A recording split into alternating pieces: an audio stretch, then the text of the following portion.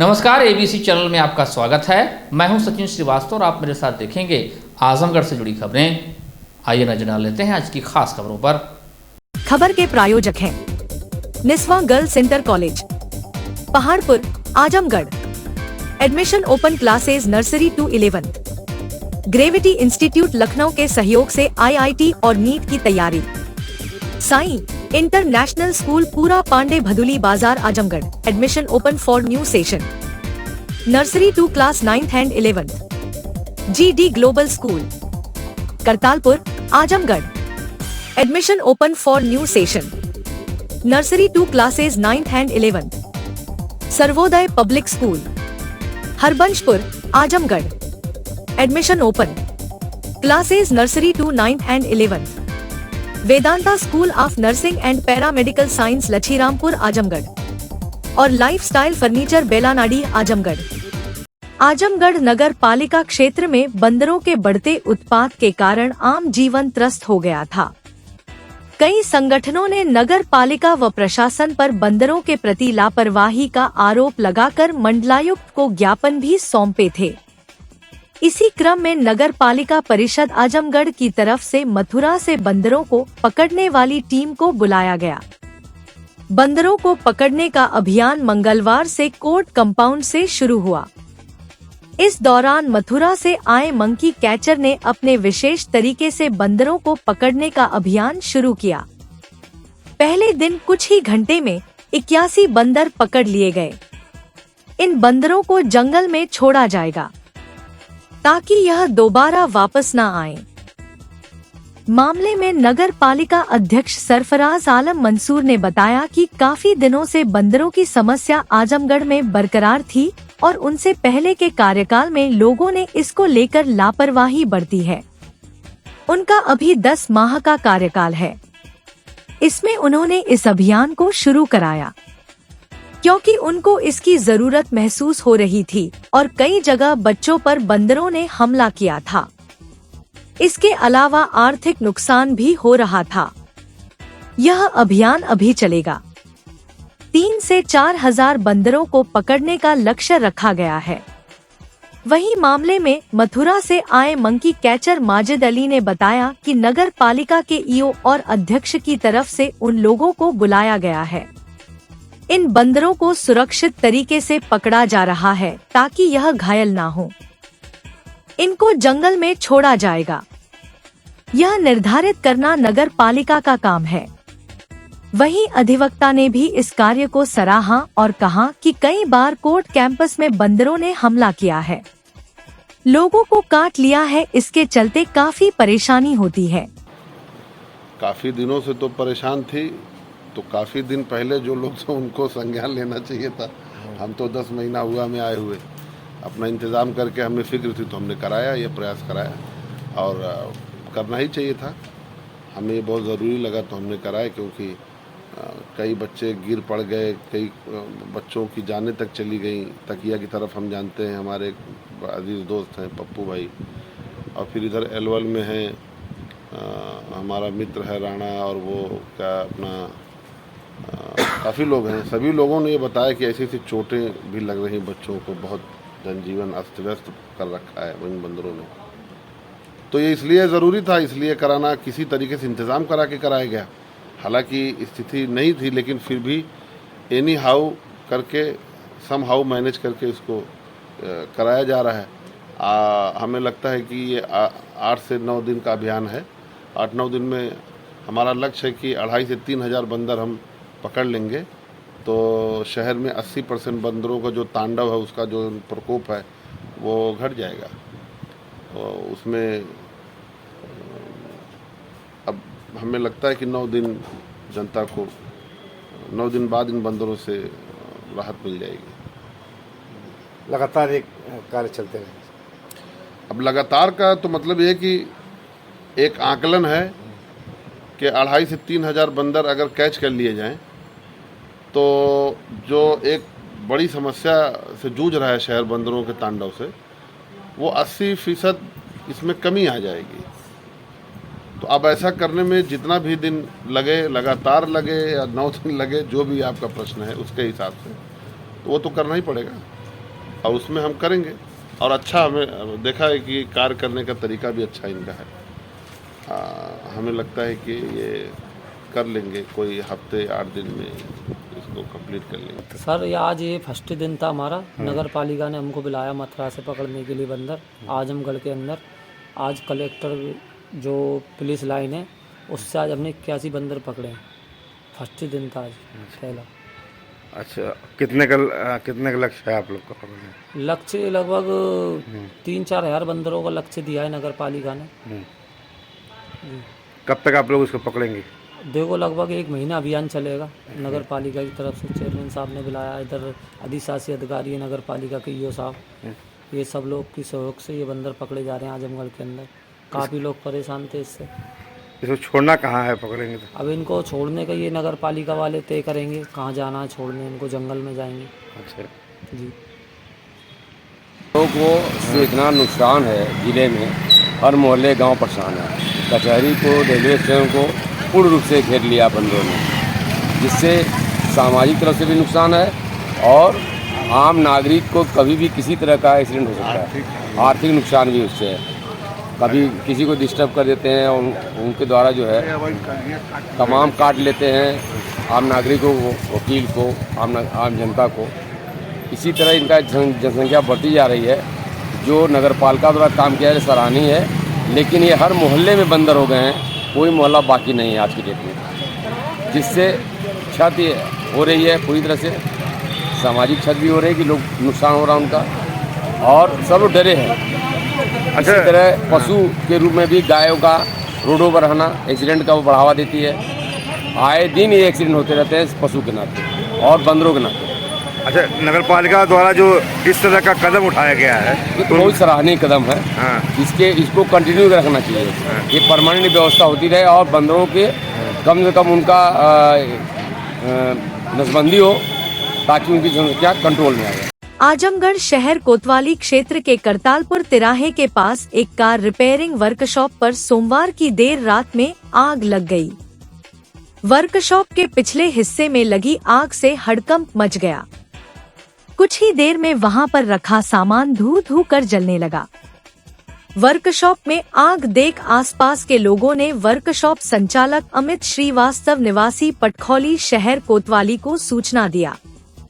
इसके बाद fire brigade विभाग को सूचना दी गई। थोड़ी देर बाद मौके पर शहर कोतवाली पुलिस के साथ ही फायर ब्रिगेड की गाड़ियां पहुंच गईं। फायर ब्रिगेड के जवानों ने बड़ी मशक्कत के बाद आग पर काबू पाया। घटना शॉर्ट सर्किट के चलते होनी बताई जा रही है। इस घटना में करीब 1 लाख कैश समेत 20 लाख रुपए के नुकसान का आकलन किया जा रहा है। बता दें कि वर्कशॉप में कार की रिपेयरिंग के साथ ही पेंटिंग व स्प्रे समेत अन्य कार्य भी होते हैं, और जिसके चलते वहां अत्यंत ज्वलनशील पदार्थ भी रखे हुए थे, जो आग के भड़कने में सहायक साबित हुए। सुनते हैं मामले में पीड़ित वर्कशॉप संचालक ने क्या जानकारी दी। अरे कल तो घटना सर हुई थी। मैं घर गया 9:30 बजे करीब दुकान बंद करके, तब तक हमको फोन आया कि दुकान में आपकी आग लग गई। फिर मैं घर से तुरंत खाना वाना सब छोड़ के सब भागते हुए आया, देखा पूरे एकदम आग लग के सब खत्म आया। तब तक फिर वो फायर ब्रिगेड वाले आए थे, फायर ब्रिगेड वाले दमकल वाले अपना आग को बुझाने लगे तुरंत आके। तो काफ़ी तेज आग लग गई थी हमारे करतालपुर में फैंसी कार के एयर पे। तो कितना के नुकसान का आकलन की कर रहे हैं? नुकसान तो मेरे हिसाब से कम 20 लाख रुपए का है। 20 लाख का। हाँ, जो सामान हमारा मोबाइल था, कंप्यूटर सब कुछ जल गया। लैपटॉप, कंप्यूटर, सिस्टम, कैश भी रखा था उसमें 70-80 हजार रुपए, 1 लाख रुपए, वो भी जल गया हमारा सब। मंगलवार से आजमगढ़ जिले का एक वीडियो सोशल मीडिया में तेजी से वायरल हो रहा है, जो नगर कोतवाली क्षेत्र का बताया जा रहा है, जिसमें एक युवती एक व्यक्ति को थप्पड़ जड़ते हुए चिल्ला रही है। वहां काफी संख्या में लोगों की भीड़ जमा है। यह वीडियो नगर कोतवाली क्षेत्र के सिविल लाइन घंटाघर चौराहे का बताया जा रहा है। हालांकि इस वायरल वीडियो की पुष्टि एबीसी चैनल नहीं करता है। फिर भी आपको बता दें कि मिली जानकारी के अनुसार सोमवार की रात लगभग 10 बजे एक युवती स्कूटी से हेलमेट लगाए सिविल लाइन घंटाघर चौराहे पर पहुंची, जहां एक कार से उसकी स्कूटी टच हो गई। इसके बाद युवती आपे से बाहर हो गई। उसने स्कूटी को किनारे किया और कार सवार को कार से बाहर खींचकर उस पर थप्पड़ों की बरसात कर दी। वीडियो में कार चालक अपनी गलती न होने की बात कहता नजर आ रहा है, लेकिन युवती उसे बार बार पकड़कर थप्पड़ जड़ते हुए अपनी स्कूटी को दिखा रही है। काफी देर तक यह मामला चलता रहा। इस बीच किसी ने घटना का वीडियो बनाकर सोशल मीडिया पर वायरल कर दिया।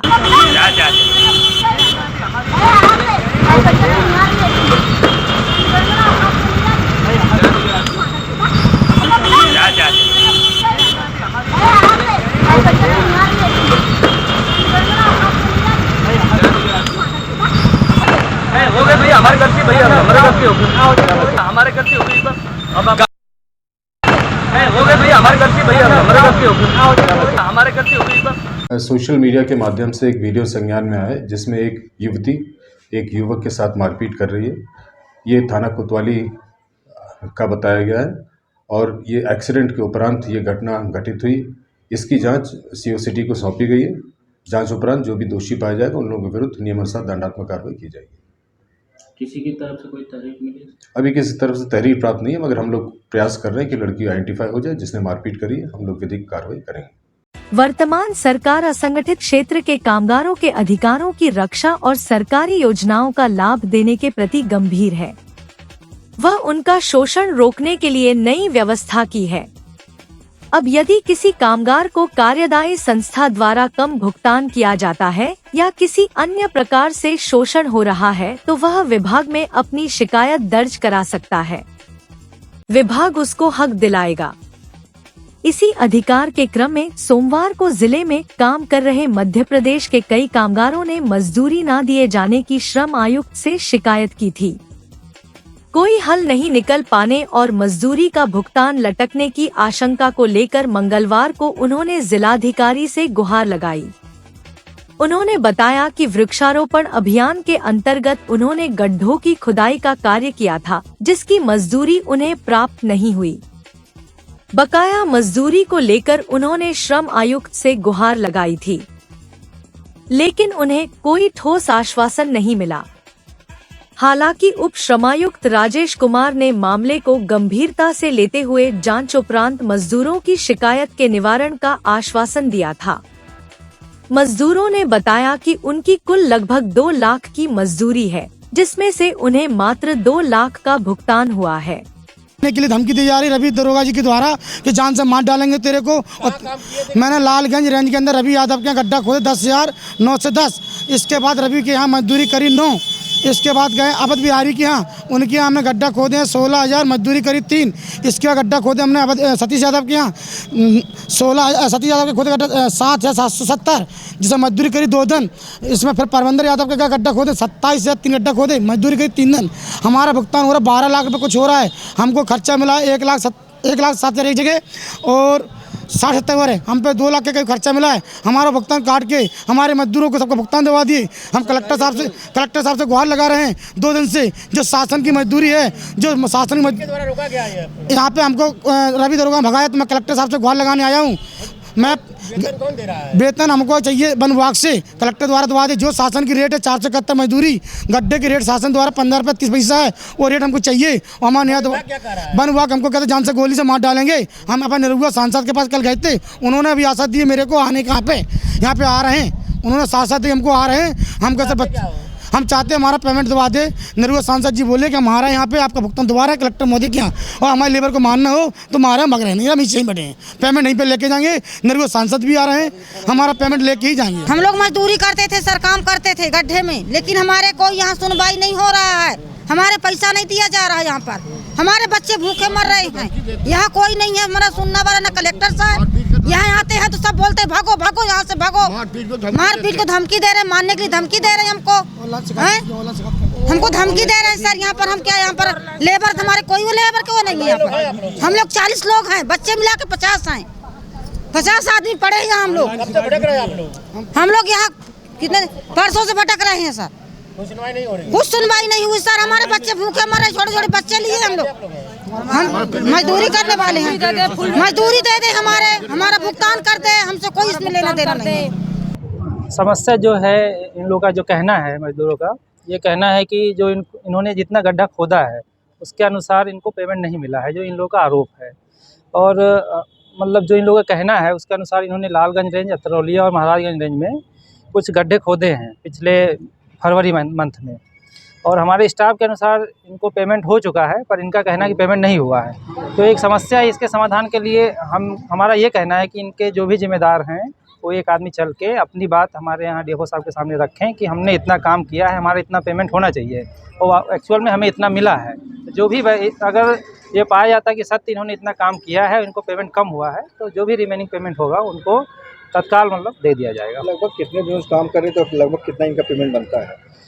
ये मतलब इनका कहना है कि 26 जनवरी से काम कर रहे थे, और स्टाफ का भी है 26 जनवरी से काम कर रहे थे, लेकिन इनका कहना है कि 12 लाख रुपए पेमेंट ड्यू है, पर हमारे स्टाफ का कहना है कि नहीं इतना नहीं है। मतलब वो स्पष्ट नहीं है कितना है, मतलब जानकारी अभी हमारे पास स्पष्ट नहीं है कि कितना इनको देना है, पर स्टाफ का ये कहना है कि इनको पेमेंट हो गया है और इनका कहना नहीं हुआ है। तो ये विवाद जो है इसको समझाने के लिए यही उचित तरीका है कि इनके जो भी जिम्मेदार हैं इस मतलब प्रतिनिधि के रूप में चल के हमारे यहाँ डीएफओ साहब के सामने अपनी बात रखें, और जो भी स्टाफ ने काम कराया है वो स्टाफ भी रहेंगे और आमने सामने बात हो जाएगी। जो भी पेमेंट अगर बचा हुआ है वो इनको पेमेंट। आरोप तो ये है कि ये कुछ लोग कह रहे हैं डीएफओ कार्यालय को धमकाया जा रखा है। नहीं, ऐसा ये अगर देखिए आरोप तो कोई भी लगा सकता है। अब डीएफओ जैसे आपके जिलाधिकारी महोदय का कार्यालय वैसे डीएफओ साहब का कार्यालय, वहाँ कौन मतलब इनको हड़काया गया कुछ करे, ऐसा कुछ नहीं है। चल के चले बात करें, अच्छे तरीके से बात होगी। अभी हमारी डीएफओ साहब से बात हुई, उनका कहना है कि यहाँ बात होगी, ठीक है। तो भाई साहब आप कह रहे हैं कि विभाग द्वारा इनसे काम करा के, तो क्या विभाग ने कोई टेंडर निकाला था या नहीं? विभाग देखिए इसमें क्या होता है कि लेबर काम करते हैं, उनके अकाउंट में पेमेंट जाता है ऑनलाइन, यही तरीका है। तो उस हिसाब से लेबर मतलब हमारे स्टाफ ने मतलब इनका जो भी अकाउंट है उसमें पेमेंट कर दिया है, मतलब स्टाफ का यही कहना है। तो अगर कोई इसमें मान लीजिए कि हमारे स्टाफ या इनके बातों में कोई विवाद है तो वो चल के अगर सामने बात रखेंगे तो उसका समाधान हो जाएगा। तो सबसे नागरिकता संशोधन कानून लागू यानी सीए लागू हो गया है। केंद्र सरकार ने नोटिफिकेशन भी जारी कर दिया है। जिले में सुरक्षा व्यवस्था लेकर अलर्ट जारी कर दिया गया है। डीजीपी प्रशांत कुमार ने सभी जिलों को अलर्ट रहने का आदेश दिया है। नोटिफिकेशन जारी होने के बाद शहर से गांव तक के संवेदनशील क्षेत्रों में सिविल पुलिस, सीआईएसएफ के जवानों ने मोर्चा संभाल लिया है। इंटरनेट मीडिया पर स्थानीय खुफिया इकाई व डीजीपी मुख्यालय से नजर रखी जा रही है। सीआईएसएफ के जवानों ने पुरानी कोतवाली, तकिया, पहाड़पुर, पांडे बाजार, बिलरिया की चुंगी, हर्रा की चुंगी, टेडिया मस्जिद, कोट मोहल्ला, सीताराम मोहल्ला, कटरा, बदरका सहित अन्य संवेदनशील इलाकों में रूट मार्च किया। एसपी अनुराग आर्य ने सभी सीओ व थानाध्यक्षों को सतर्कता बरतने के निर्देश दिए हैं। ये नोटिफिकेशन जारी हुआ है, इसके मद्देनजर शांति व्यवस्था को देखते हुए सारे जनपद में सभी थानों में पैदल गश्त किया जा रहा है, लोगों से संपर्क किया जा रहा है। जो किसी तरह की कोई समस्या न आने पर हम लोग सभी लोगों से संपर्क कर रहे हैं, सभी जो भी किसी तरह की कोई समस्या न है, सभी मार्केट प्लेसेस में और जो भी क्या कहते हैं व्यवसायी हैं, बाकी लोग सभी लोग संपर्क कर रहे हैं। बाहर की फोर्स भी है, इसमें अलग से स्पेशल फोर्स भी है। वो हम लोग का जो रूट मार्च है हमारे सेंट्रल फोर्सेज के साथ, वो भी लगातार एरिया डोमिनेशन की कार्रवाई की जा रही है, और हमारे सभी थानों के फोर्स चौकी और हमारे बाकी फोर्सेज हमारे जनपद में उनके थ्रू भी हम लोग साथ में ले आके पैदल गश्त और लोगों से संपर्क कर रहे हैं। भारतीय जनता पार्टी लालगंज के कार्यकर्ताओं ने देश में सीएए लागू होने पर एक दूसरे को मिठाई खिलाकर खुशी का इजहार किया। भारतीय जनता पार्टी के पूर्व क्षेत्रीय संयोजक ओम प्रकाश सिंह, दी बार एसोसिएशन के पूर्व अध्यक्ष नागेंद्र सिंह एडवोकेट, भारतीय जनता पार्टी के जिला उपाध्यक्ष राम नयन सिंह तथा योगेंद्र राय ने कहा कि सीएए लागू होने से पाकिस्तान, बांग्लादेश सहित अन्य देशों में रह रहे अल्पसंख्यक हिंदू, सिख, बौद्ध, जैन, ईसाई, पारसी आदि पीड़ित लोगों को नागरिकता देने का रास्ता खुला है। भारतीय जनता पार्टी ने अपने 2019 के चुनाव घोषणा पत्र में सीएए लागू करने का वादा किया था। पार्टी ने सीएए लागू करके घोषणा पत्र में किए गए वादे को पूरा किया है। सीएए के संबंध में अनेक प्रकार की भ्रामक बातें भी फैलाई जाती हैं। सीए किसी की नागरिकता को समाप्त नहीं करता, बल्कि पड़ोसी देश के अल्पसंख्यक लोग जो बहुत लंबे समय से टेंट में रह रहे हैं, उनको नागरिकता देने के लिए लाया गया है। इस नियम से पीड़ित अल्पसंख्यक लोगों को सम्मान मिलेगा तथा उन्हें देश की मुख्य धारा से जुड़ने का अवसर मिलेगा। भारतीय जनता पार्टी जो कहती है वह करती है, उसकी कथनी और करनी में कोई फर्क नहीं है। भारतीय जनता पार्टी के शासन में देश का सर्वांगीण विकास हुआ है, रोजगार के नए अवसर सृजित हुए हैं, गरीबों को पक्की छत मिली है, किसानों को सम्मान निधि मिल रही है, स्वच्छता अभियान के अंतर्गत इज्जत घर बनाए गए हैं, आयुष्मान कार्ड के माध्यम से गरीबों को प्रतिवर्ष 5 लाख रुपए की इलाज की सुविधा प्राप्त हुई है। इस अवसर पर नागेंद्र सिंह एडवोकेट, रामनयन सिंह, योगेंद्र राय, ओम प्रकाश सिंह, अशोक राय, हरि यादव, बंटी राय, प्रवेश राय, अरुण सिंह, कृष्ण कुमार मोदनवाल, इंदिरा चौहान, संतोष सिंह, राजेंद्र लाल श्रीवास्तव, राकेश चतुर्वेदी, शिवेंद्र राय, ब्रिज मिथिलेश सिंह, राजेश सिंह, सुशील राय, संतोष राय, अनिल राय, दयाशंकर सिंह आदि लोग विशेष रूप से उपस्थित थे। भारत देश में सीएए लागू करके 2019 के अपने चुनाव घोषणा पत्र में किए गए वादे को उन्होंने पूरा किया है। सीएए के संबंध में अनेक भ्रामक बातें भी फैलाई जाती हैं, जबकि यह कानून किसी की नागरिकता को समाप्त नहीं करता, बल्कि यह नागरिकता देने वाला कानून है। और जो हिंदू हैं, सिख हैं, बौद्ध हैं, जैन हैं, पारसी हैं, ईसाई हैं, ऐसे अल्पसंख्यक जो पाकिस्तान, बांग्लादेश जैसे देशों में रहते हैं, जिनके साथ अत्याचार होता है, उनको परेशान किया जाता है, ऐसे लोगों को नागरिकता देने के लिए कानून लाया गया है। बहुत से हमारे ऐसे अल्पसंख्यक भाई जो टेंटों में लंबे समय से रह रहे हैं, नागरिकता नहीं प्राप्त कर पा रहे थे, इस कानून के आने से उनको नागरिकता प्राप्त होगी और वे लोग भी सम्मान से इस देश में जीवन यापन कर सकेंगे। निस्वा गर्ल्स कॉलेज पहाड़पुर आजमगढ़ के सबसे पुराने कॉलेजेस में से एक है, जो 1938 से विज्ञान, वाणिज्य, कला के क्षेत्र में उत्कृष्ट शिक्षा प्रदान कर रहा है। इसने कक्षा 9वीं से 12वीं तक IIT और नीट की तैयारी के लिए ग्रेविटी इंस्टीट्यूट लखनऊ के साथ इंटीग्रेटेड कक्षाएं भी शुरू की हैं। कक्षा नर्सरी से 11वीं तक प्रवेश खुला है। उच्च अनुभव वाले शिक्षकों के साथ उत्कृष्ट शिक्षण पद्धति, पूर्ण सुसज्जित कंप्यूटर लैब, पुस्तकालय और विज्ञान प्रयोगशाला, 24/7 CCTV निगरानी, पावर बैकअप। न्यू एडमिशंस के लिए फॉर्म और प्रोस्पेक्टस अवेलेबल है, तो जल्दी करें। उत्तर प्रदेश के 613 नर्सिंग और पैरामेडिकल कॉलेज में से 20 कॉलेज QCI रेटिंग में ए श्रेणी प्राप्त कर बने मेंटर इंस्टीट्यूट। आजमगढ़ मंडल और जिले का नाम रोशन कर Vedanta school of nursing and paramedical science Lachhirampur Azamgarh QCI rating में ए श्रेणी प्राप्त कर बना मंडल का पहला institute. Wifi campus, smart classroom, live projects, special placement cell, scholarship, separate hostel for boys and girls. Admission या अन्य जानकारी के लिए संपर्क करें। साई इंटरनेशनल स्कूल पूरा पांडे, निकट RTO office, Bhadli Bazar, Azamgarh. ICSE board new Delhi से मान्यता प्राप्त। प्रत्येक क्लास में स्मार्ट क्लास की व्यवस्था, सुव्यवस्थित साइंस और कंप्यूटर लैब, इंडोर और आउटडोर स्पोर्ट्स फैसिलिटीज, पूरे सिटी में वाहन की सुविधा। Admission open for new session, nursery to class 9 and 11। Sai international school Pura Pande, निकट RTO office, Bhadli Bazar, Azamgarh. Sarvodaya public school near RTO office, Harbanspur, Azamgarh. Affiliated to CBSE. Admissions open from classes nursery to 9 and 11. जहाँ है highly experienced faculty, advanced labs, magnificent library, huge playground with lush green campus, separate ground for pre-nursery, separate classes available for girls and boys. We also organize sports, music, smart classes, and many more facility available.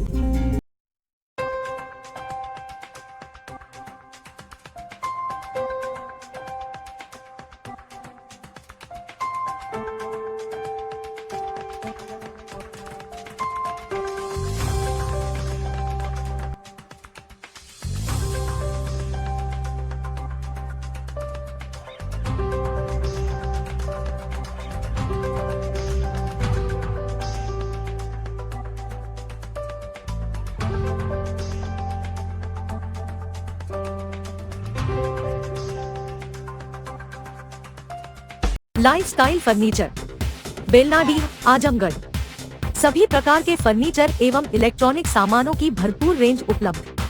हमारे यहाँ EMI की सुविधा 0% ब्याज पर उपलब्ध। Electronic सामानों में LED TV, refrigerator, washing machine, air conditioner, air cooler, deep freezer, water cooler, mixer juicer, iron, fan, induction, battery, inverter, electric geyser, gas geyser, आटा चक्की इत्यादि। फर्नीचर के सामानों में बेड, गद्दा, सिंगारदान, अलमीरा, sofa, table, chair, rack, stool, संदीली, सीढ़ी, डाइनिंग टेबल, झूला आदि। शादी विवाह की हो तैयारी या ऑफिस और घर के लिए सामानों की करनी हो खरीदारी, पहुंचिए लाइफस्टाइल फर्नीचर, बेलनाडी, आजमगढ़।